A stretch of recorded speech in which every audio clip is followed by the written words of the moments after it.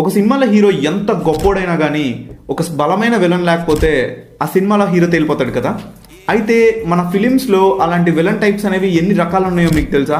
మొత్తం 8 primary types ఉన్నాయి. అవేంటో ఈ రీల్లో మీకు నేను ఎక్స్ప్లెయిన్ చేస్తాను. Point number 1, master minds.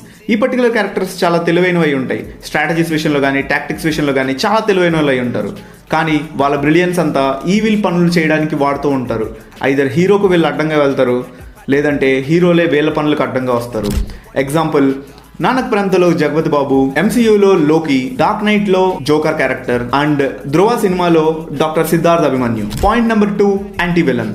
Anti villains actually సినిమాల్లో ఫస్ట్ మంచి వాళ్ళగానే ఉంటారు, ఒక కాజ్ కోసం పోరాడుతూ ఉంటారు.